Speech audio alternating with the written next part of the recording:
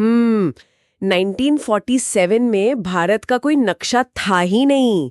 कम से कम वैसा नक्शा तो बिल्कुल नहीं था जैसा हम आज देखते हैं। हाँ। मतलब आज जब हम 28 राज्यों और 8 केंद्र शासित प्रदेशों को देखते हैं तो वे लकीरें एकदम ठोस और स्थायी लगती हैं। हाँ बिल्कुल, है ना? बिल्कुल ऐसा लगता है जैसे वो हमेशा से वहीं थी। हाँ।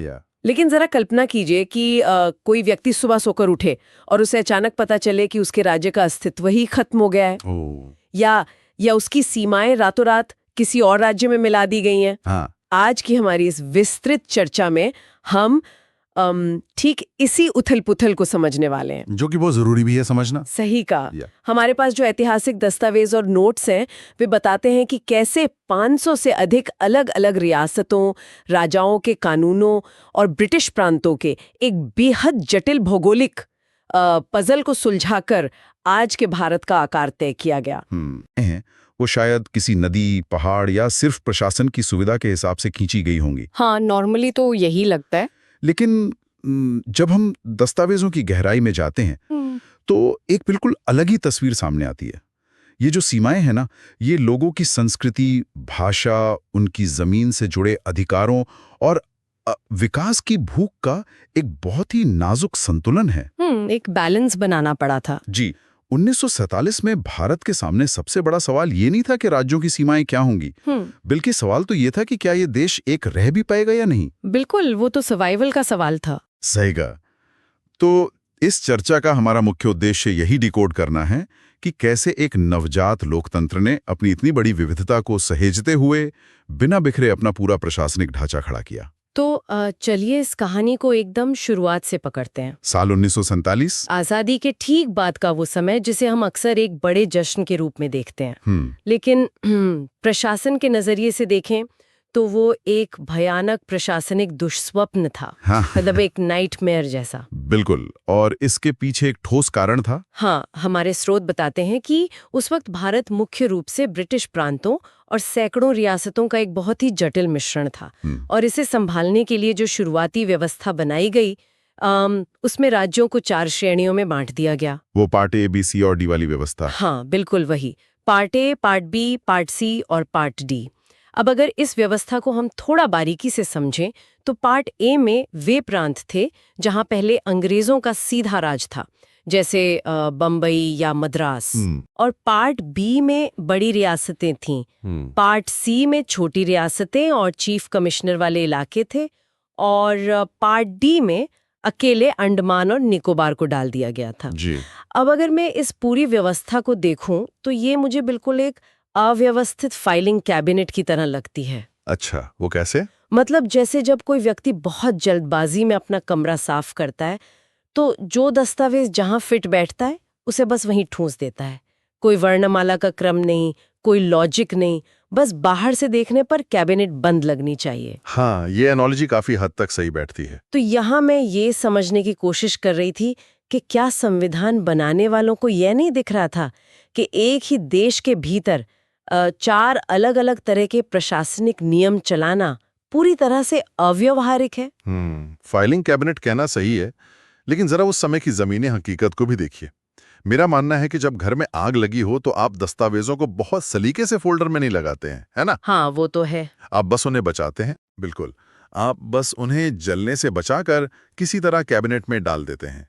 1947 में जब भारत आजाद हुआ तो वो विभाजन के भयानक दर्द और खून खराबे से गुजर रहा था। बहुत ही संवेदनशील माहौल था। और उस नवगठित सरकार के सामने सबसे बड़ी चुनौती 500 से अधिक रियासतों को ये समझाना था कि वे भारत संघ का हिस्सा बने। उस समय अगर दिल्ली में बैठे नेता ये कहने लगते कि हम भाषा या संस्कृति के आधार पर आपकी सीमाएं तय करेंगे, तो क्या होता? शायद जो रियासतें आ भी रही थीं वे भी डर जाती। एकदम सही। जो रियासतें भारत में आ रही थी वे भी शायद बगावत कर देती। इसलिए पार्ट ए, बी, सी और डी की जो व्यवस्था थी वो कोई स्थायी समाधान था ही नहीं। अच्छा, मतलब वो बस एक टेम्पररी जुगाड़ था। हाँ, वो केवल एक स्टॉप गैप या तात्कालिक उपाय था।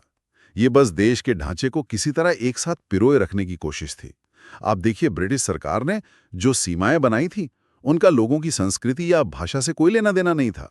उनका मकसद तो बस राज करना था। बिल्कुल।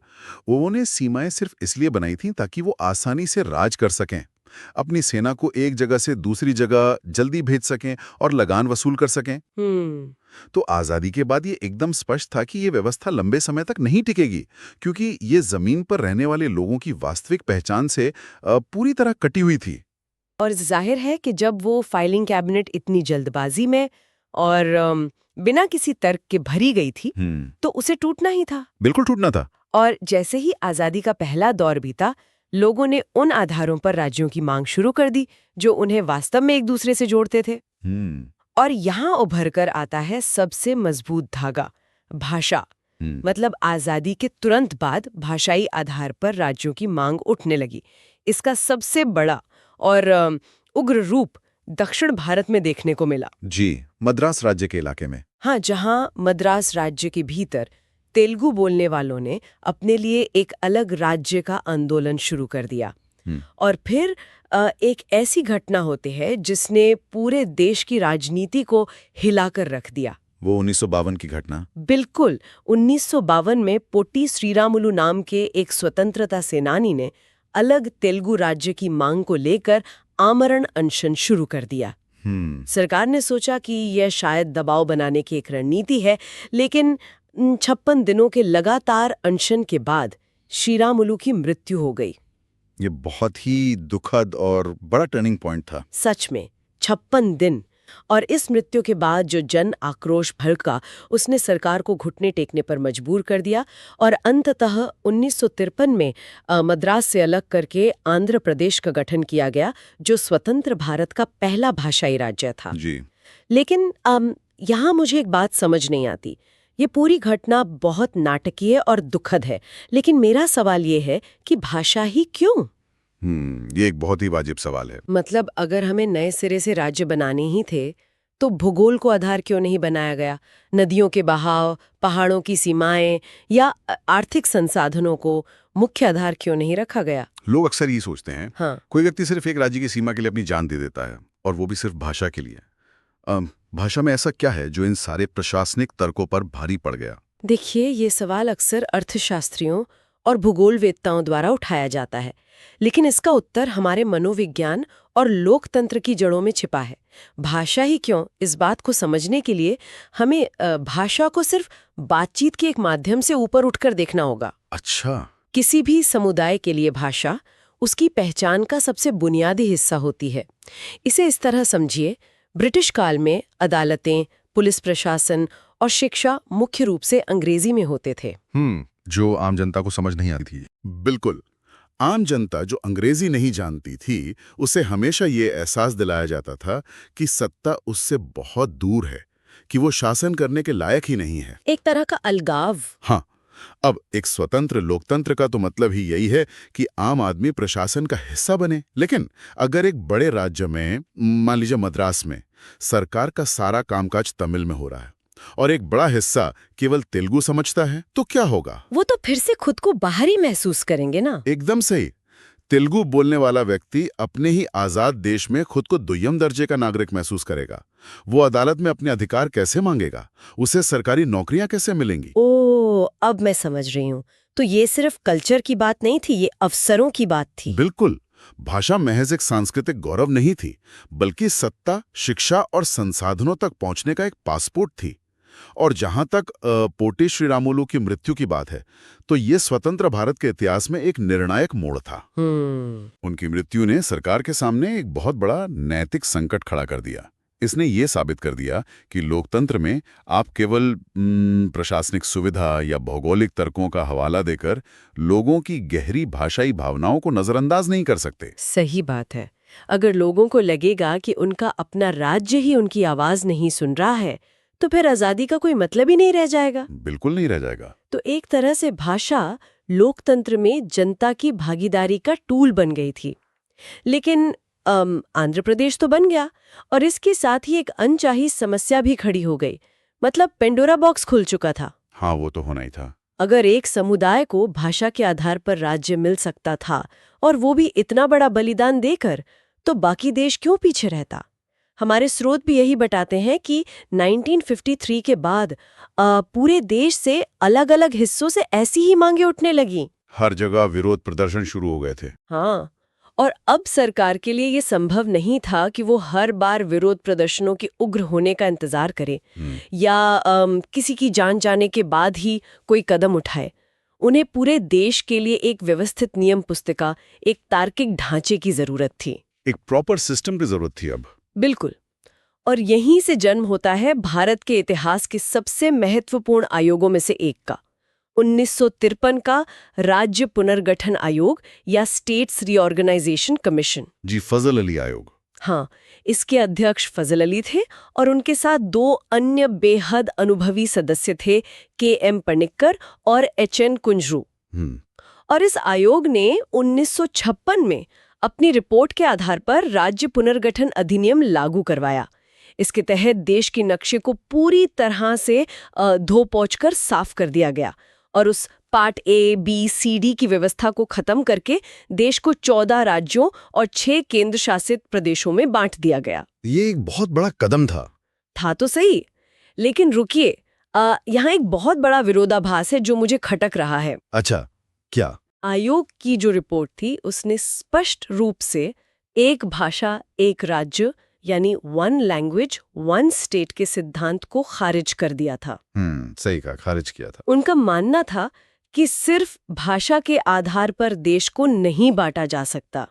लेकिन अगर हम 1956 के उन 14 राज्यों की लिस्ट देखें तो उनमें से ज्यादातर तो भाषाई आधार पर ही बने थे, जैसे केरल और कर्नाटका। हाँ, केरल मलयालम के लिए, कर्नाटक जो तब मैसूर था वो कन्नड़ के लिए। तो अगर उन्होंने सिद्धांत खारिज कर दिया था तो जमीन पर परिणाम वही क्यों निकला? ये तो विरोधाभास हुआ ना। मैं बताता हूँ, ये इस पूरे विषय का सबसे दिलचस्प पहलू है और सच कहूँ तो ये फजल अली आयोग की राजनीतिक परिपक्वता को दर्शाता है। ये कोई सीधा विरोधाभास नहीं है, बल्कि एक बहुत ही बारीक संतुलन है। जब फजल अली आयोग ने ये कहा कि वे एक भाषा एक राज्य के सिद्धांत को खारिज करते हैं, तो उनका मतलब था कि भाषा एकमात्र शर्त नहीं हो सकती। अच्छा, मतलब वो सिर्फ इकलौती वजह नहीं होगी। बिल्कुल, यानी ऐसा नहीं होगा कि हर छोटी बोली या भाषा के लिए एक अलग राज्य बना दिया जाए, क्योंकि इससे तो देश के सैकड़ों टुकड़े हो जाते हैं। हाँ, वो तो बहुत खतरनाक हो जाता। और आप देखिए, भारत ने हाल ही में धर्म के आधार पर विभाजन का भयानक संताप झेला था। जवाहरलाल नेहरू, सरदार पटेल और कई बड़े नेताओं को सच में ये डर था कि अगर भाषाई उपराष्ट्रवाद को ज्यादा बढ़ावा दिया गया तो कल को ये राज्य भारत से अलग होने की मांग करने लगेंगे। वो डर तो बिल्कुल स्वाभाविक था उस समय के हालात देखते हुए। जी। इसलिए आयोग ने जो मैकेनिज्म अपनाया वो बहुआयामी था। उन्होंने भाषा को एक महत्वपूर्ण कारक माना, लेकिन इसे 3 अन्य स्तंभों के साथ जोड़ दिया। वो 3 स्तंभ कौन से थे? पहला था देश की एकता और सुरक्षा, दूसरा प्रशासनिक और वित्तीय व्यवहार्यता, यानी क्या वो नया राज्य अपना खर्च खुद उठा पाएगा। इकोनॉमी भी तो देखनी होगी। बिल्कुल। और तीसरा स्तंभ था राष्ट्रीय विकास योजनाओं का सफल संचालन। तो 1956 में जो राज्य बने वो भले ही मुख्य रूप से भाषाई आधार पर दिखते हों, लेकिन उनके पीछे एक बहुत गहरी आर्थिक और प्रशासनिक कैलकुलेशन थी। ओह, तो मतलब उन्होंने भाषा और प्रशासन दोनों को मिला दिया। हाँ, उन्होंने उन सीमाओं को खींचा जहां भाषा एक बड़े भौगोलिक क्षेत्र को प्रशासनिक रूप से एक साथ बांधने में मददगार थी। ये सिर्फ नक्शे पर लकीरें खींचना नहीं था, ये उस अव्यवस्थित फाइलिंग कैबिनेट को एक ऐसे आधुनिक और सुव्यवस्थित सिस्टम में बदलने की प्रक्रिया थी जो आने वाले दशकों तक देश का भार सह सके। ये स्पष्टीकरण बहुत सी चीजों को साफ कर देता है। यानी भाषा को प्रशासन की आसानी के लिए एक टूल के रूप में इस्तेमाल किया गया, न कि उसे राज्य बनाने की इकलौती वजह माना गया। एकदम सही समझा आपने। लेकिन जैसा कि हम जानते हैं, 1956 का ये बदलाव कोई आखिरी मुकाम नहीं था। बिल्कुल नहीं। अगर ये एक सुव्यवस्थित सिस्टम बन भी गया था तो भी कोई नक्शा पत्थर पर खींची गई लकीर तो होता नहीं है। 1956 में हमारे पास 14 राज्य थे और आज हमारे पास 28 राज्य हैं। इसका सीधा मतलब है कि ये विकास की एक निरंतर प्रक्रिया रही है। अगर हम 1956 से आज तक के सफर पर नजर डालें तो ये बदलावों की एक पूरी श्रृंखला है। जी, कई सारे बदलाव हुए। जैसे 1960 में बॉम्बे राज्य का विभाजन हुआ, जिससे महाराष्ट्र और गुजरात बने।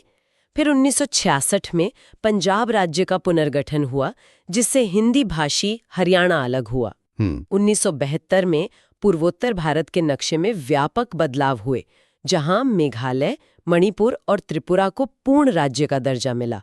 फिर कई सालों का एक लंबा अंतराल आया और फिर साल 2000 आया। हाँ, साल 2000 में 3 नए राज्य एक साथ वजूद में आए। मध्य प्रदेश से अलग होकर छत्तीसगढ़, उत्तर प्रदेश से अलग होकर उत्तराखंड और बिहार से अलग होकर झारखंड।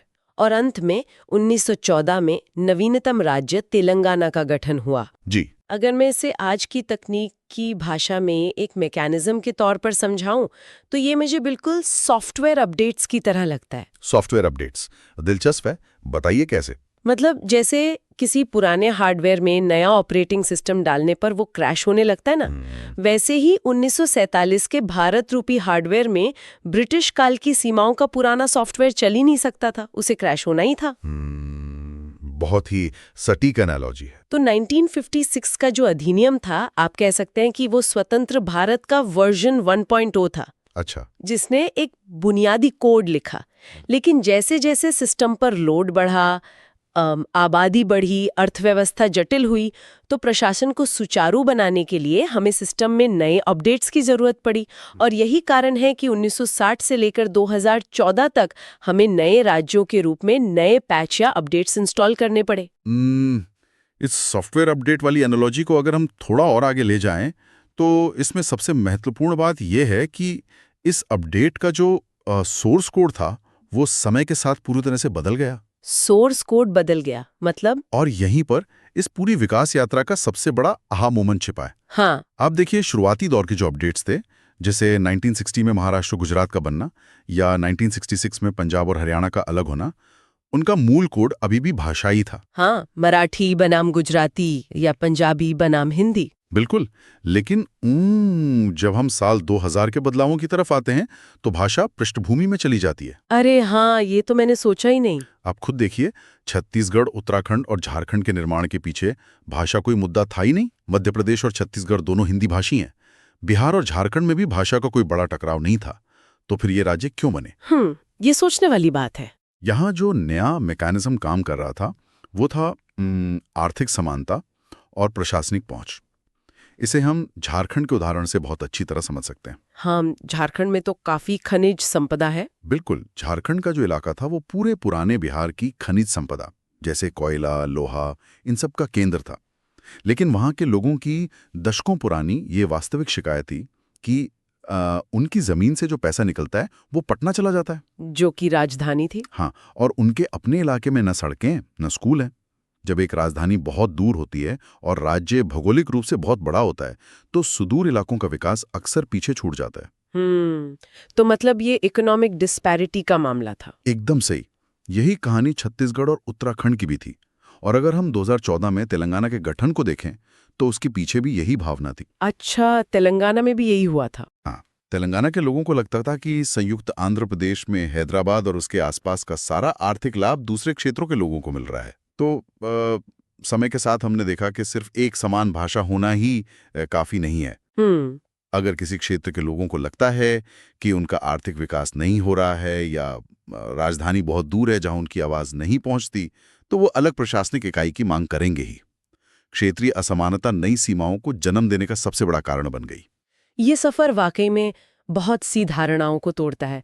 तो अगर हम आज की इस पूरी चर्चा के धागों को एक साथ समेटें, तो हमने देखा कि कैसे 1947 में 500 से ज्यादा रियासतों और पार्ट ABCD की एक उलझी हुई व्यवस्था से भारत ने शुरुआत की। फिर भाषा के उस भावनात्मक उबाल को देखा, जिसने पोट्टी श्री मारुलु के बलिदान के रूप में देश को पहला भाषाई राज्य आंध्र प्रदेश दिया, और ये साबित किया कि लोकतंत्र में लोगों की पहचान को नजरअंदाज नहीं किया जा सकता। जी। उसके बाद फजल अली के नेतृत्व में 1953 के राज्य पुनर्गठन आयोग ने एक तार्किक ढांचा तैयार किया और 1956 में देश को 14 राज्यों के वर्जन 1.0 में बदल दिया। बिल्कुल। और वहां से शुरू हुआ लगातार खुद को परिष्कृत करने का सफर, जो भाषा से आगे बढ़कर प्रशासनिक सुविधा, आर्थिक हिस्सेदारी और सुशासन की मांगों तक पहुंचा, जिसके नतीजे में 2000 और 2014 के नए राज्य बने और हम आज के 28 राज्यों और 8 केंद्र शासित प्रदेशों तक पहुंचे हैं।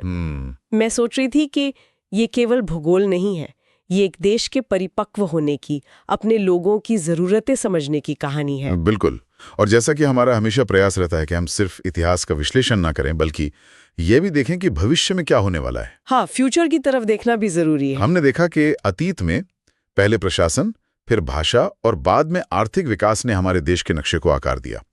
लेकिन भविष्य की ओर देखते हुए मेरे मन में एक बहुत ही विचारोत्तेजक प्रश्न उठता है। वो क्या? क्या भारत का ये मौजूदा नक्शा अब पूरी तरह से बन चुका है, या फिर भविष्य में कुछ ऐसे नए और अप्रत्याशित कारक सामने आएंगे जो हमें फिर से अपनी आंतरिक सीमाएं खींचने पर मजबूर करेंगे? जैसे कि कोई उदाहरण? जरा सोचिए जलवायु परिवर्तन के बारे में।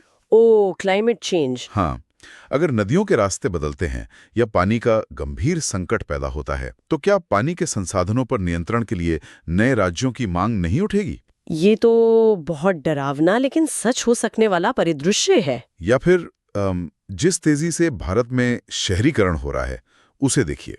क्या दिल्ली एनसीआर, मुंबई या बेंगलुरु जैसे कुछ मेगा सिटीज अपने आप में इतने विशाल और जटिल हो जाएंगे कि उन्हें पूरी तरह से अलग और स्वतंत्र प्रशासनिक इकाइयों में बदलना पड़े? मतलब शहर ही एक राज्य बन जाए? बिल्कुल। क्या भविष्य के राज्य सांस्कृतिक नहीं बल्कि विशुद्ध रूप से पारिस्थितिक यानी इकोलॉजिकल या अर्बन आधार पर बनेंगे? ये एक ऐसा सवाल है जो ये बताता है कि भूगोल कभी भी स्थिर नहीं होता। नहीं होते, वे समय की धड़कन, लोगों की जरूरतों और भविष्य की चुनौतियों के साथ बदलते हैं। एकदम सही। आज जो सीमाएं हमें स्थायी लगती हैं, शायद कल वे किसी नए सॉफ्टवेयर अपडेट का हिस्सा बन जाए।